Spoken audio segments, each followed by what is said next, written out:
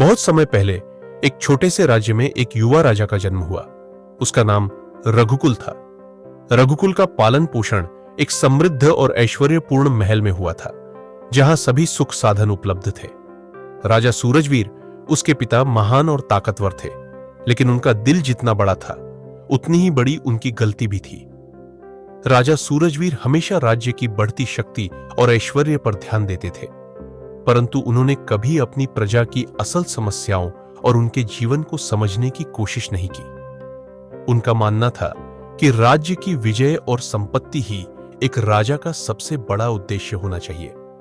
राजा रघुकुल ने अपने पिता से शासन की कला सीखी थी, लेकिन बचपन से ही उसे यह महसूस हो रहा था कि एक राजा की असली पहचान सिर्फ युद्धों में विजय प्राप्त करने या खजाने को इकट्ठा करने से नहीं बनती।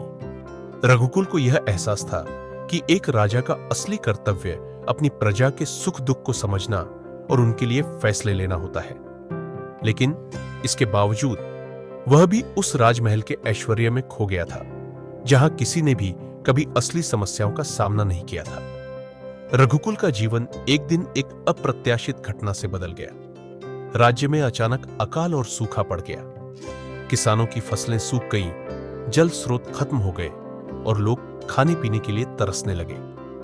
यह देख रघुकुल के मन में गहरी चिंता उत्पन्न हुई, क्योंकि उसने यह देखा कि उसके पिता ने कभी भी प्रजा के दुखों को महसूस नहीं किया था। वहीं राजा सूरजवीर ने इस समस्या को हल करने के लिए कोई ठोस कदम नहीं उठाए। रघुकुल ने अपने पिता से पूछा, हमारे राज्य की इतनी समृद्धि और ताकत के बावजूद हमारी प्रजा कैसे भूखी और परेशान हो सकती है?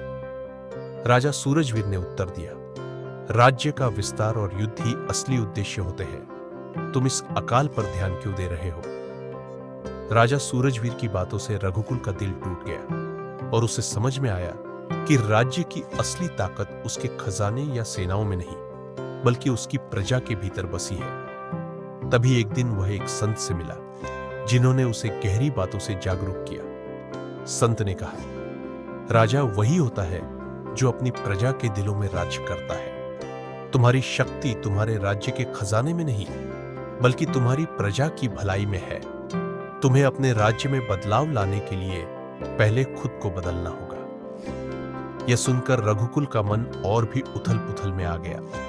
उसे यह महसूस हुआ कि अगर वह अपने राज्य में बदलाव लाना चाहता है, तो उसे खुद को, अपनी सोच और अपने कार्यों को पूरी तरह से बदलना होगा।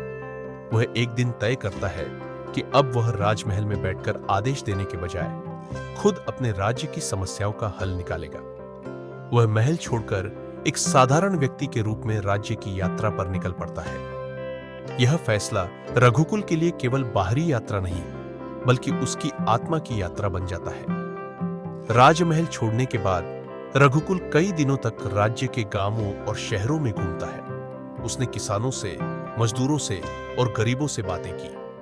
वह समझने की कोशिश करता है कि उनके जीवन में क्या समस्याएं हैं और उन्हें हल करने के लिए उसे क्या कदम उठाने होंगे।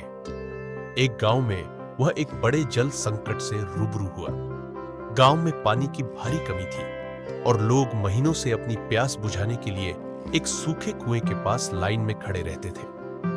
रघुकुल ने महसूस किया कि राज्य की समृद्धि का कोई मतलब नहीं है यदि उसकी प्रजा को बुनियादी सुविधाएं भी उपलब्ध नहीं है। राजा रघुकुल ने तुरंत ही गांव के लिए एक जल प्रबंधन योजना बनाई। उसने नए कुएं खोदवाए, नदी से पानी लाने के लिए नहरों का निर्माण कराया और पूरे राज्य में जल संकट से निपटने के लिए कार्य शुरू किया। इसके अलावा उसने यह सुनिश्चित किया कि हर गांव में एक अच्छा स्कूल और अस्पताल हो। वह जानता था कि अगर राज्य की प्रजा शिक्षित और स्वस्थ रहेगी, तो वह समाज की असली ताकत बनेगी। राज्य में युद्ध की स्थिति उत्पन्न हो गई, क्योंकि एक पड़ोसी राज्य ने राज्य पर आक्रमण करने की योजना बनाई। राजा रघुकुल के सामने यह बड़ी चुनौती थी। उसका मन शांति के पक्ष में था, लेकिन वह जानता था कि कभी-कभी युद्ध भी जरूरी होता है। उसे यह समझने में समय लगा कि असली महानता केवल युद्ध में नहीं, बल्कि शांति बनाए रखने में है। रघुकुल ने अपनी सेना को तैयार किया, लेकिन साथ ही उसने शांति वार्ता का प्रस्ताव भी दिया। यह साबित हो गया कि एक सच्चा राजा वही है जो अपने लोगों के भले के लिए संघर्ष करता है और युद्ध की बजाय समझौते से शांति बनाए रखता है। रघुकुल ने युद्ध की बजाय अपने पड़ोसी राजा से बातचीत की और शांति समझौता कर राज्य की रक्षा की। राजा रघुकुल ने न केवल अपने राज्य को समृद्ध किया, बल्कि अपने नेतृत्व से एक आदर्श स्थापित किया। उसने यह सिद्ध किया कि असली महानता कड़ी मेहनत, समझदारी और निस्वार्थता में है। रघुकुल ने यह भी सिखाया कि एक राजा को अपनी प्रजा के साथ खड़ा होकर उनके सुख दुख में साझेदारी करनी चाहिए। उसने साबित किया कि सच्ची शक्ति भीतर से आती है और जब एक नेता अपनी प्रजा के लिए काम करता है तो वह न केवल राज्य बल्कि पूरे समाज में बदलाव ला सकता है।